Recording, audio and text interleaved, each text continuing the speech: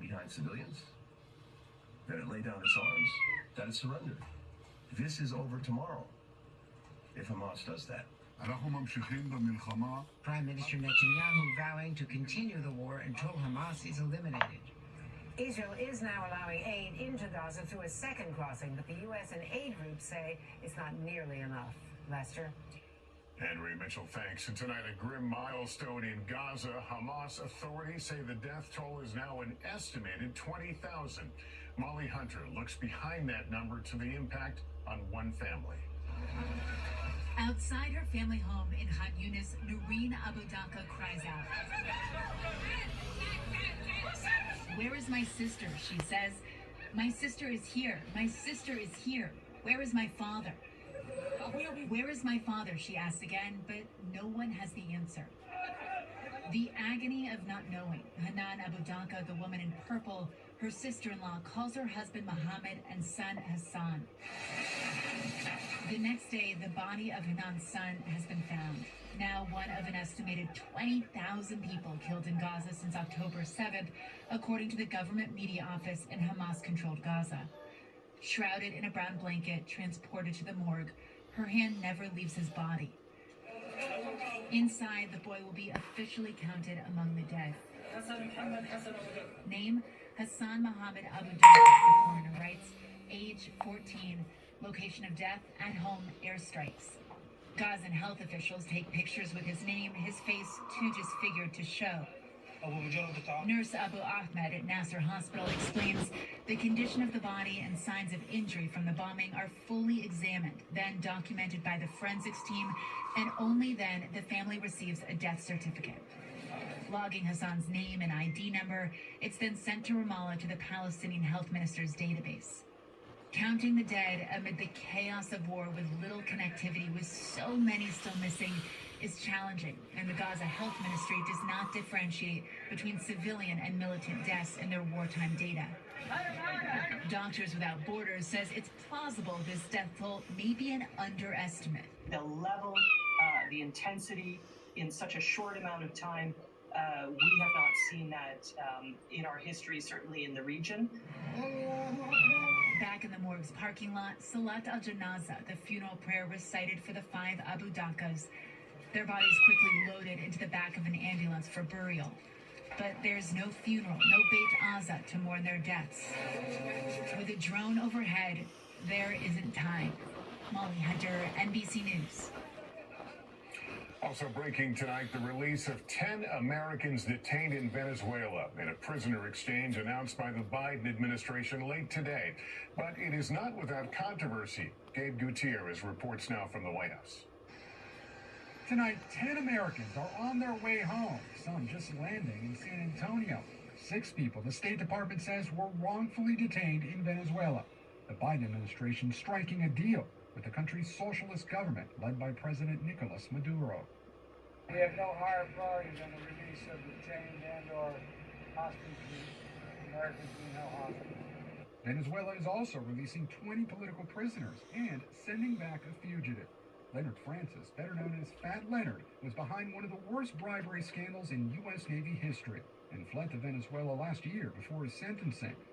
In return, the U.S. is releasing Colombian businessman Alex Saab, a Maduro ally, who is accused of bribery and money laundering. With negotiations over hostages in Gaza ongoing and tense talks with Russia underway over its detainees, this is the latest swap mediated by the Qatari government. Among the wrongfully detained Americans, Joseph Cristella. What was your reaction today when you heard that your son was coming home? I was shocked. Late today, we spoke with his mother, who says her son was being used as a bargaining chip. It's just been a horrendous journey, and it's finally come to an end.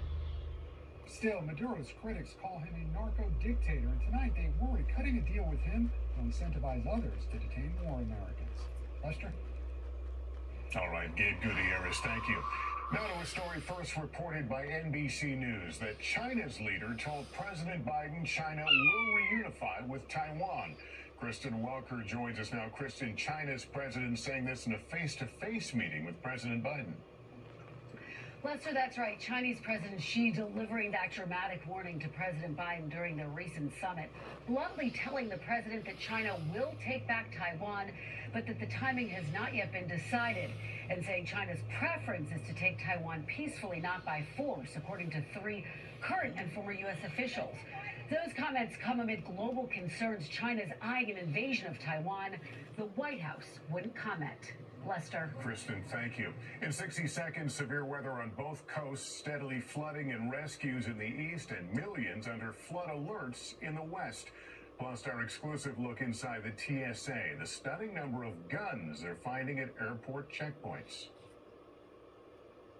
So, my wife got me this weird new tool for Christmas. And at first, I thought it looked kind of crazy. But after using it just one time, I could not believe the results. It ended up being one of the most useful gifts I've ever received. The Super Gauge is a new tool that fits against any weird shape, object, angle, or corner, and automatically adjusts to the perfect size so you can trace a perfect outline. So instead of spending hours tracing outlines by hand, now I can do the most time-consuming part of remodeling in seconds. I mean, even if you don't plan on starting any home projects soon, I'm sure you know someone that does. And with the Super Gauge, they can save hundreds of hours of measuring work. You're seeing this video because you can get 50% off your Super Gauge today with a free one.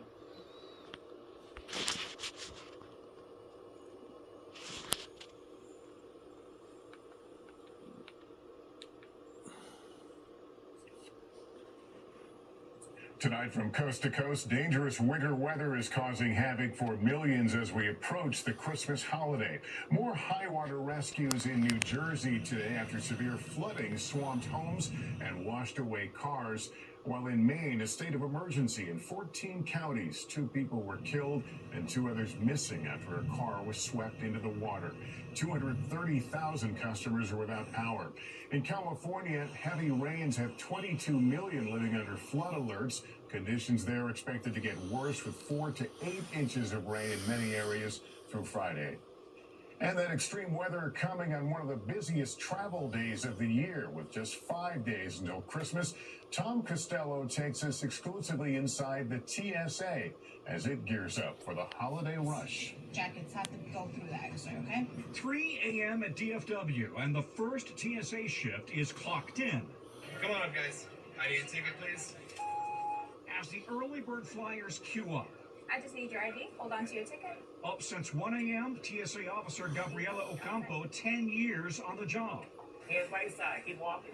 And Air Force veteran Robert Bailey. All right, do me a favor. Take your boots off. They're alarmed, okay? 80,000 people are coming through DFW today. 2.5 million through checkpoints nationwide. Next 2, side by side. To expedite screening, dog teams often sniff along passenger lines for any whiff of explosives, allowing passengers to keep their shoes on, while TSA officers rotate through multiple jobs all day to stay alert and focused. ID checks, body scanners, carry-on luggage x-rays, and a second look for checked bags. We're not personally going in every bag because technology takes care of a lot of this stuff. And 2023 is set to break another record. Ma'am, do you have anything sharp or dangerous, breakable or fragile inside the bag? Guns. Nationwide, TSA officers have so far detected more than 6,300 guns this year. 93% of them loaded. Most passengers say they forgot to properly check it in a TSA-approved case. The airports with the most gun detections: Atlanta, DFW, Houston, Phoenix, and Nashville. And the very officers charged with ensuring passenger safety are sometimes verbally abused. We do not ever tolerate abuse of our officers. We will call on law enforcement to help intervene where we need to. 22 years after 9/11, the core mission remains the same. It's the safety of the passengers. My family also travels, and I would like to think that they're in good hands as well. A high-volume, high-stress day, and it all starts again at 3 a.m. Tom Costello, NBC News at DFW. Coming up, it's life-saving technology in hospitals, but what happens when heart monitors are not watched properly? Our investigation is next. We're back now with our NBC News investigation into the concerning number of deaths related to the tracking of patients' heart rhythms using telemetry monitors at the nation's largest for-profit hospital chain, HCA. Cynthia McFadden with the new report and our continuing coverage of the hospital giant. Hospital heart monitors can be a critical tool in keeping patients alive. But when not monitored properly, they can lead to tragedy. I lost my best friend. I'm not a couple anymore. I'm just me. Cindy Downs raised 3 children with her husband of 49 years, Terry. Last year, the vibrant 68-year-old was admitted to Wesley Medical Center in Wichita, Kansas, owned by HCA. A bump on the head a few days prior had led to bleeding in his brain. Doctors operated and quickly fixed the problem.